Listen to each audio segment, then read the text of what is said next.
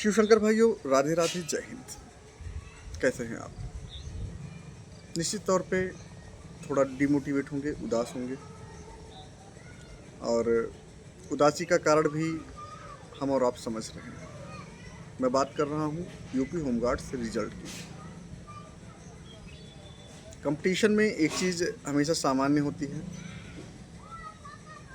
कि जो परसेंटेज होता है पास होने वालों का और फेल होने वालों का, पास बहुत कम लोग होते हैं और फेल निश्चित तौर पे बहुत ज़्यादा लोग होते हैं।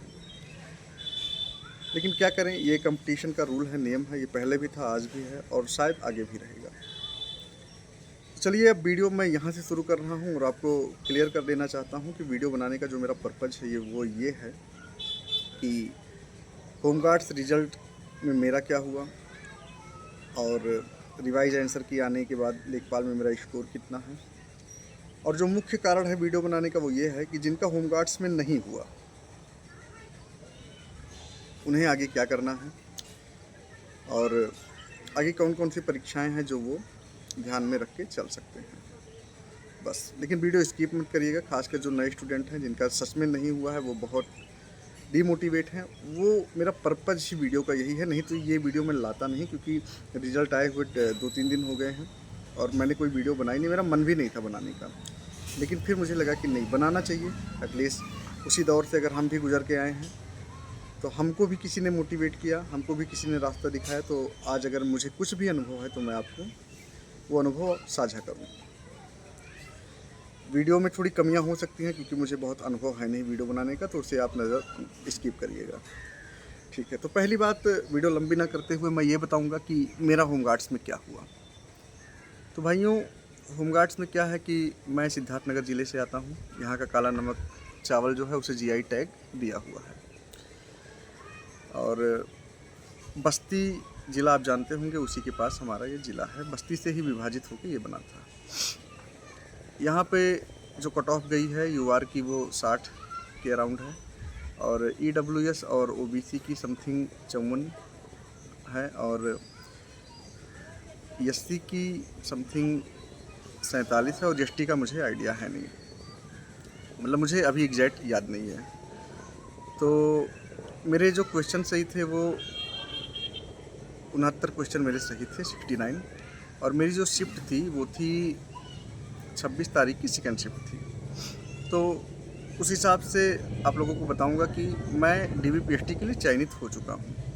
मेरा नंबर आ गया है और मुझे लगता है कि अगर मेरी रनिंग वगैरह अच्छे से हो जाए और DVPST अच्छे से हो जाए तो जितने मेरे नंबर हैं मैं मतलब फाइनल सिलेक्शन तक जा सकता हूँ इसमें।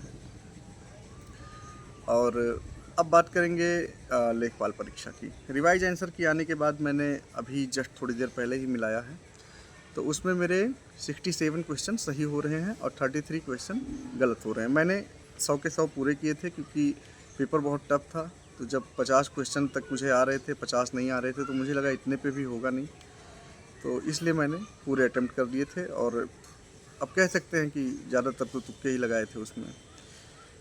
तो इतना इसमें हो रहा है, अब आप जोड़ घटा लीजिए। मुझे लग रहा है कि 58.75, मतलब 58.75 उसमें मेरे नंबर बन रहे हैं। अब होगा या नहीं होगा, विवादित भी है वो थोड़ी भर्ती, तो उसमें कुछ कहने का तात्पर्य है नहीं और कुछ कहा भी नहीं जा सकता है।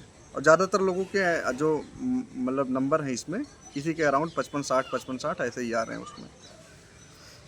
अच्छा, तीसरी बात यह है कि आपको बताना चाहूँगा कि यूपी पुलिस कांस्टेबल में भी मेरे 130 क्वेश्चन सही हैं।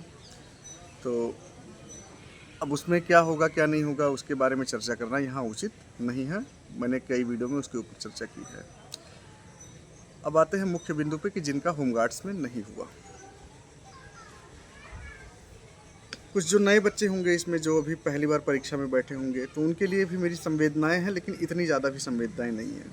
ठीक है, आप पहली बार परीक्षा में बैठे, आपसे नहीं निकला तो कोई इतनी बड़ी बात है नहीं। आगे आपके लिए बहुत संभावनाएं हैं, क्योंकि अगर आप पहली बार बैठ रहे हैं तो निश्चित तौर पे आपकी एज बहुत ज़्यादा होगी नहीं, तो आप तो अपार संभावनाओं से भरे हुए हैं। आप तो आगे कुछ भी, कोई भी परीक्षा निकाल सकते हैं, तो उनके ऊपर बहुत ज़्यादा चर्चा करना है नहीं। बस उनसे यही कहूँगा कि डिमोटिवेट नहीं होना है कि ये पेपर नहीं निकला तो आगे अब मैं क्या ही कर सकता हूँ, बड़े बड़े पेपर कैसे, ऐसा कुछ नहीं होता है।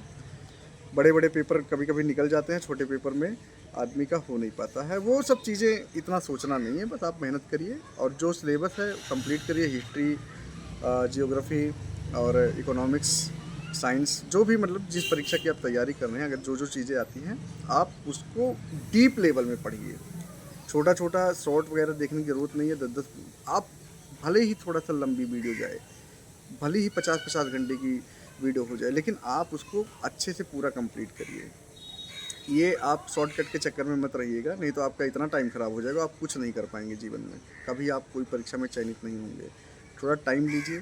जैसे पॉलिटी की नवीन शर्मा की प्लेलिस्ट पड़ी है, नवीन शर्मा सर की, और उन्हीं की भी बहुत प्लेलिस्ट है। ऐसे ऐसे टीचर जो अच्छे अच्छे हैं, लंबी लंबी क्लासेस हैं, लेकिन हाँ आपका माइंडसेट पूरा क्लियर कर देंगे वो। वहाँ से पढ़िएगा, मेरा अनुभव ये है और आपको भी मैं यही सजेस्ट करूँगा। सबसे ज़्यादा बुरा जो मुझे लग रहा है उन एस्पिरेंट के लिए लग रहा है जिसकी ये आखिरी भर्ती थी, जिसके बाद पता नहीं वो यूपी पुलिस में भर्ती देख पाएंगे या नहीं देख पाएंगे। सबसे ज़्यादा मुझे बुरा उनके लिए लग रहा है। मैं मानता हूँ कि उन लोगों ने मेहनत बहुत की होगी, लेकिन बस भाग्य उनके पक्ष में नहीं रहा। उस समय चीज़ें उनके अनुकूल नहीं रही। कुछ प्रेशर भी कह सकते हैं, कुछ कई चीज़ें होती हैं उसमें। एक स्टूडेंट के तौर पे आप जानते होंगे, मैं लिटरली बताऊँ, मुझे सबसे ज़्यादा बुरा उनके लिए लगा। क्योंकि जब ये होता है ना कि ये मेरी आखिरी भर्ती है इस चीज़ की, और कुछ लोगों का ड्रीम होता है कि भाई हम वर्दी पहने। अब ये होता है कि जब वो मिलती नहीं है ना, मतलब बहुत कोशिश करने पे, बहुत प्रयास करने पे, और हम कभी माइनर मिस्टेक से चूक जाते हैं, तो भाई वो जो पीड़ा होती है वो जिसके साथ हुई है वही समझ सकता है। तो मैं अब क्या बोलूँ ऐसे लोगों के लिए। बहुत संवेदनाएं हैं, बहुत दुख हो रहा है आप लोगों के बारे में सोच के। लेकिन मैं इतना ही कहूँगा कि हार मानना ये मानव के लिए ठीक बात नहीं है, या किसी भी जीव के लिए हार मान जाना कभी भी न्यायोचित बात नहीं होगी। क्योंकि अगर आप आज हार मान के बैठ जाएंगे ना, तो मुझे लगता है आप जीवन भर हारते रहेंगे। तो अगर आप बहुत डिमोटिवेट है, वैसे मैं आपको क्या ही समझाऊं, आप जैसे आप समथिंग मेरी ही एज के आप लोग भी होंगे, कुछ लोग मुझसे बड़े भाई, मतलब मेरे बड़े भैया की तरह होंगे, कुछ लोग मुझसे छोटे भी होंगे, कुछ लोग मेरी ही उम्र के होंगे। लेकिन मैं इतना ही बोलूँगा कि डीमोटिवेट नहीं होना है। कहना बहुत आसान है कि नहीं होना है, लेकिन आपके पास ये सोचिए कि रास्ता क्या है। अगर आप डिमोटिवेट होकर बैठ के, चलिए मान लिया जाए आपने छोड़ दी तैयारी, इतना पढ़ने के बाद आपने तैयारी छोड़ दी, तो आप आगे क्या करेंगे? आप अपनी आने वाली पीढ़ी को आगे क्या देंगे? यही घुटन? नहीं, ये घुटन नहीं देना है। एक बार फिर से दोबारा लगिए। जो भी परीक्षा आ रही है, चाहे वो पेट का आ रहा है, यूपी का, या जो भी आप एलिजिबल हैं, कई सारी भर्तियां हैं आगे भी। अगर आप एलिजिबल हैं तो 25 रुपये का जो फॉर्म आता है वो भरिए, सब में भरिए, भले ही आपके नंबर कम हो ज़्यादा हो, ये मैटर नहीं करता। और सुनने में आया है कि यूपीएसआई की भी वैकेंसी आएगी, तो भाई अब लगिए, लगिए। अब बहुत हो गया डिमोटिवेशन, अब लगिए।